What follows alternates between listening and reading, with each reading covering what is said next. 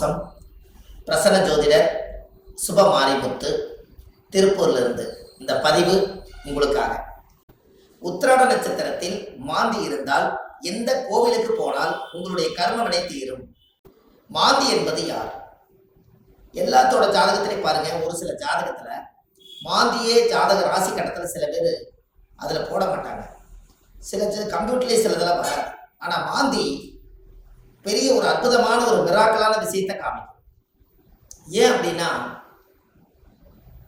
சூரியனுடைய மகன் சனி பகவான், சனி பகவானுடைய மகன் மாந்தி. இந்த மாந்தி எதுக்கு அதிகமாக யூஸ் ஆகுதுன்னு கேட்டீங்கன்னா, இறப்பு தோஷத்துக்கு மாந்தி அதிகமாக முன்னோர்கள் எடுத்துக்கிட்டாங்க. அப்போ இந்த மாந்தி நிற்கக்கூடிய நட்சத்திரங்கள் எல்லாம் எப்படியெல்லாம் செயல்படுது அப்படிங்கிறத இந்த பதிவில் நம்ம பார்க்க போறோம். இதை மறக்காம ஒரு பேனா நோட் எடுத்து குறிச்சு வச்சுக்கோங்க. இது வரக்கூடிய ஜோதிடர்களுக்கும் பயன்படும். நம்ம இந்த யூடியூப் சேனல் வள்ளுவர் வாக்கு யூடியூப் சேனல்ல போய் பார்க்குறவங்களுக்கும் பயன்படும். இனி வரக்கூடிய சந்ததிகளுக்கும் இது பயன்படும். மாந்திக்கு இப்படி மிராக்கள் இருக்குதா அப்படிங்கிற ஒரு விஷயத்த இன்னைக்கு நம்ம அதை சொல்ல போறோம். இப்போ உங்க வாழ்க்கையில நீங்க தெரிஞ்சுக்க வேண்டிய விஷயம், இந்த மாந்திக்கு ஒவ்வொரு நட்சத்திரத்துக்கும் இந்த மாந்தி தோஷம் எப்படி உருவாகுது அப்படின்னா, அந்த காலத்துல குழுகன் நின்ற வீடு குட்டிச்சவர்னு சொன்னாங்க.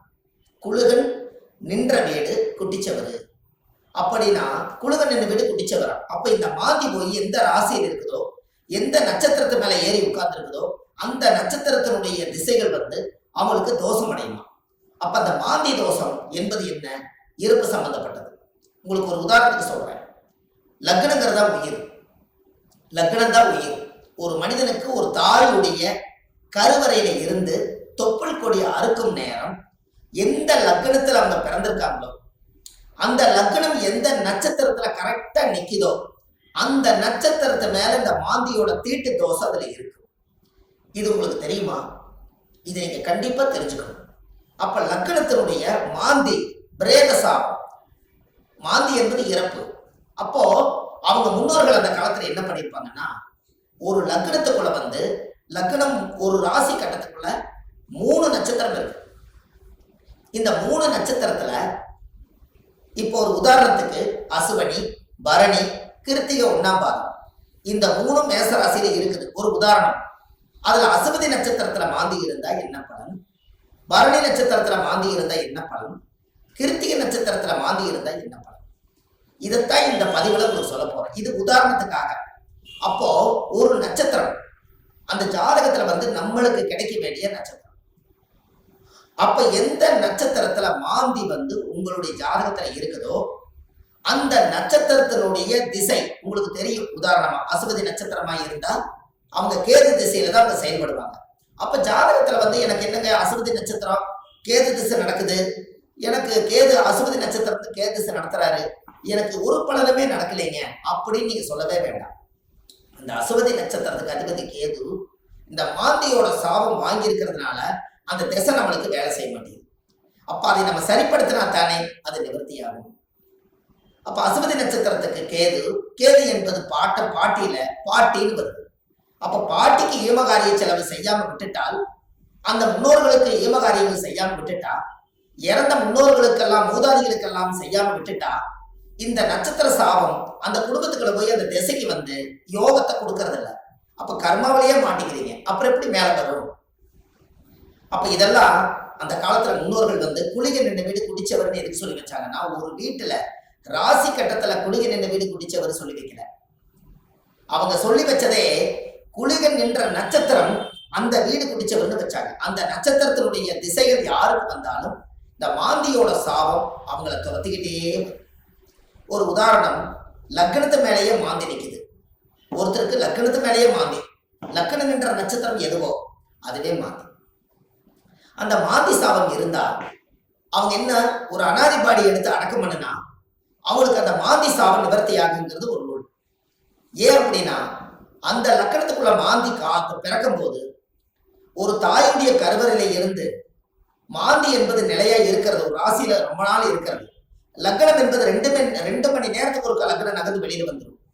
கரெக்டா அந்த பிரசவமாகி இந்த லக்னம் போய் கரெக்டா மாந்தியோட நட்சத்திரத்துல போய் கரெக்டா அந்த லக்னம் உட்கார்ந்துட்டால் இந்த லக்னம் வந்து தீட்டாய் போயிடும். இதுதான் அதனுடைய பரம ரகசியம்.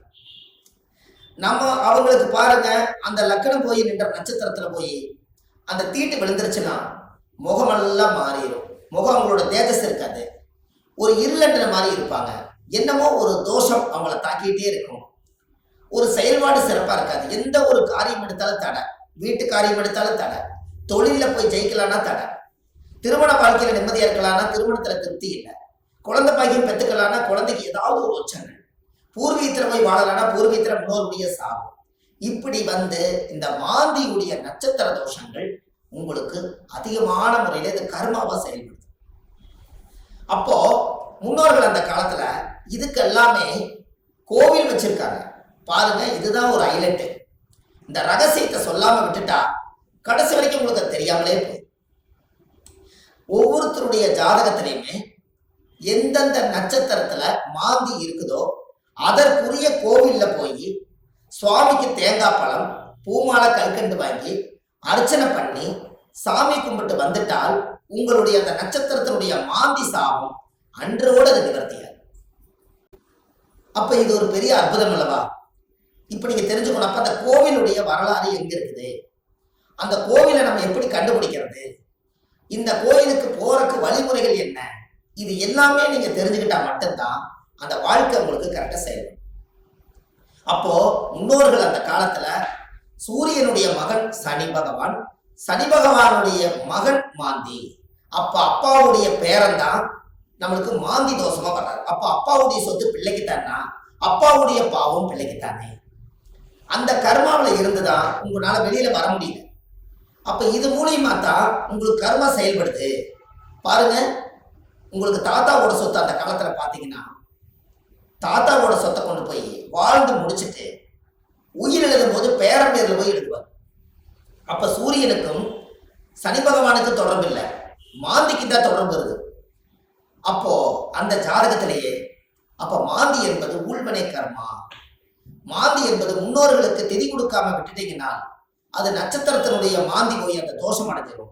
அந்த திசைகள்ல நம்மளுக்கு சரியான பிரச்சனைகள் வந்து எல்லா கோயிலுக்கும் போயிட்டு வந்துட்டேங்க, எல்லா பூஜையும் பண்ணிட்டு வந்துட்டேன், எல்லா பரிகாரங்களும் சொன்னதெல்லாம் செய்திருக்கேன். ஆனா ஏன் எனக்கு வந்து ஒவ்வொரு நாளும் பலாபலம் மாறி வருது, எனக்கு எதுவுமே நடக்கலையே, இப்படி ஒரு கேள்வி பிறக்குது. அப்ப அந்த ஜாதகத்தை வாங்கி பார்த்தா நீங்க என்ன நட்சத்திரத்துல திசை நடக்குதுன்னு கேட்டா எனக்கு ஒரு நட்சத்திரம் அஸ்வினியில திசை நடக்குது, எனக்கு கேது திசை நடக்குதுங்க. கேது அது மாந்தியோட நட்சத்திரம், அஸ்வினியில இருந்து நிற்கும். அப்போ இப்படித்தான் ஒவ்வொருத்தருடைய நட்சத்திரத்தையும் இந்த மாந்தி லாக் பண்ணி வச்சிருக்கு. இதை தெரிஞ்சுக்கிட்டாலே உங்க வாழ்க்கை ரொம்ப சிறப்பா இருக்குமே. அப்ப இந்த மாந்திங்கிற ஒரு கர்மா கேரளாவில எல்லாம் பாத்தீங்கன்னா குளிகனை வச்சுதான் ஜாதகமே கணிப்பாங்க. அவங்களுக்கு கர்ம வினை கண்டுபிடிக்கிறதே குளிகனை வச்சுதான். அதனாலதான் குளிகன் இந்த வீடு குட்டிச்சவர்னு அந்த காலத்துல சொன்னது.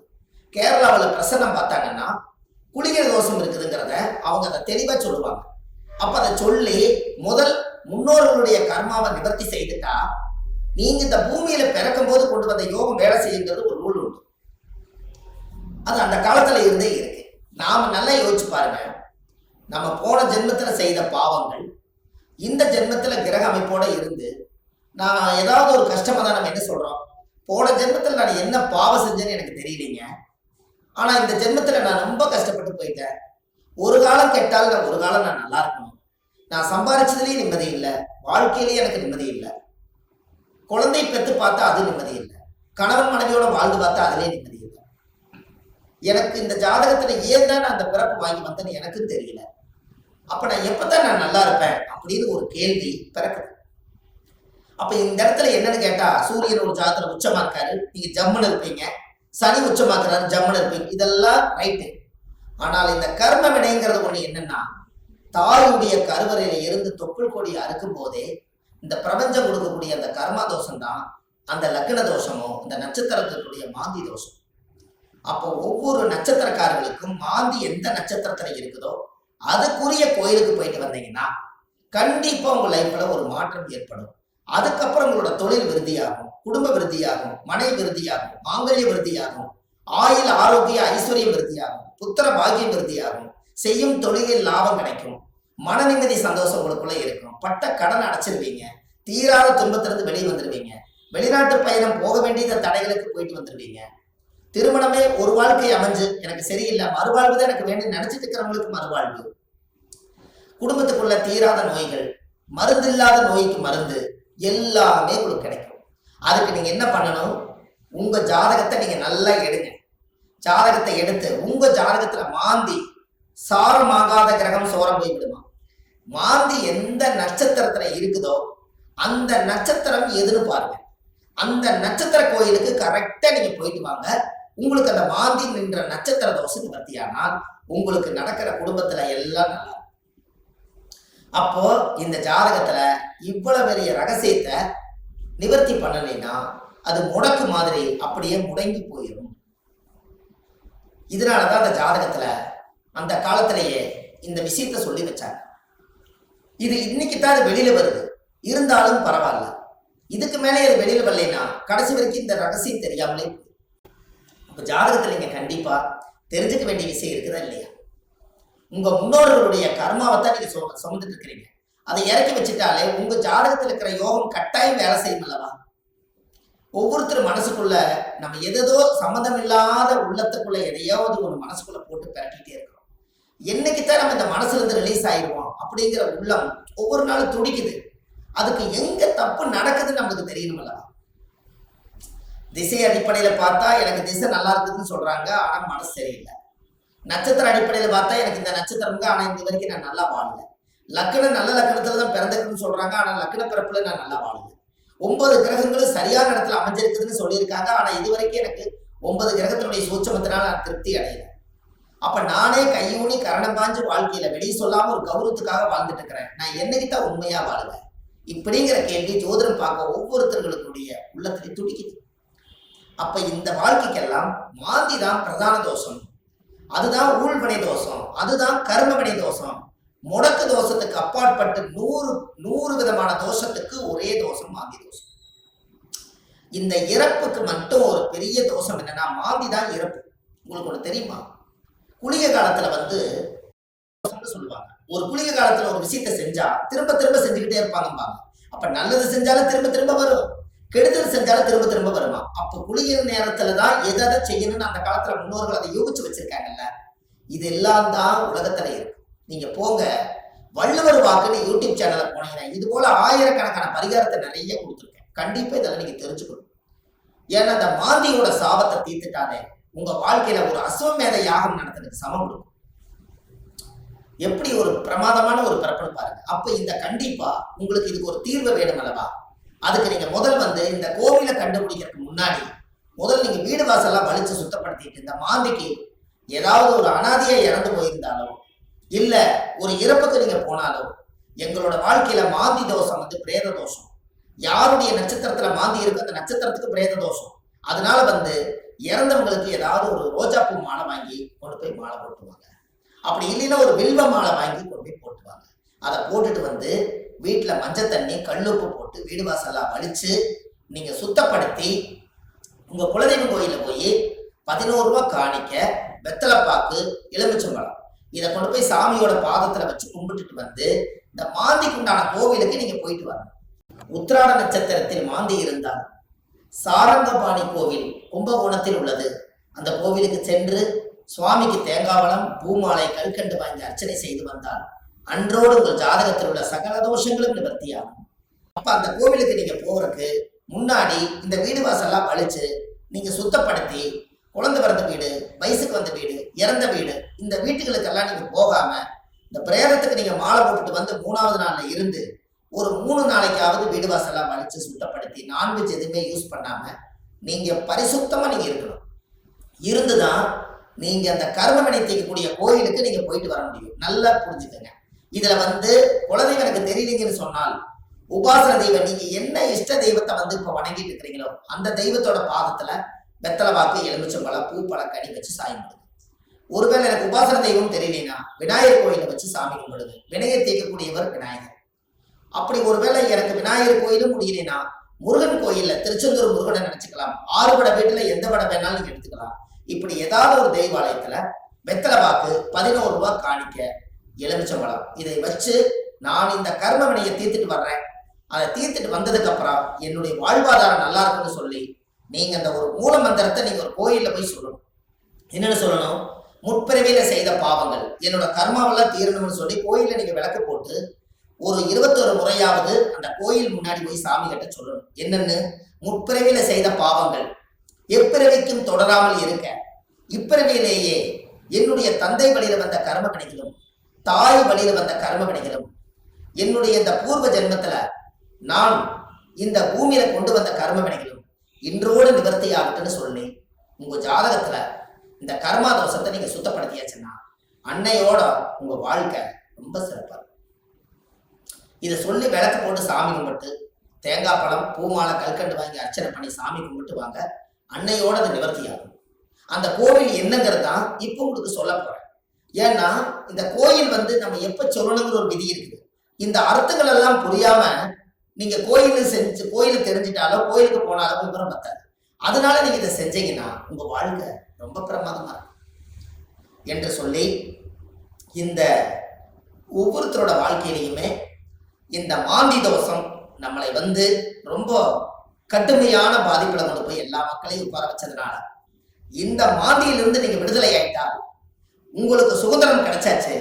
உங்க ஜாதகத்தினுடைய பிடியிலிருந்து, தோஷத்தினுடைய பிடியிலிருந்து, உங்க வாழ்வாதாரத்தினுடைய பிடியிலிருந்து நீங்க மிகப்பெரிய பிரம்மாண்டமான ஒரு ஆரோக்கியமான வாழ்க்கை வாழுவீங்க.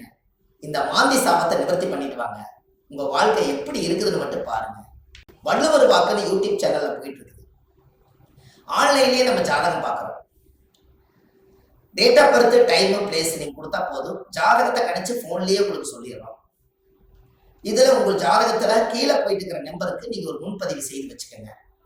இந்த மாதிரி 1000 பரிகாரங்கள் உங்களுக்கு எளிமையா கொடுத்துருக்கறனால இதை நீங்க ஒரு சப்ஸ்கிரைப் பண்ணுங்க. டெய்லி போடக்கூடிய வீடியோ உங்களுக்கு வந்துடும்.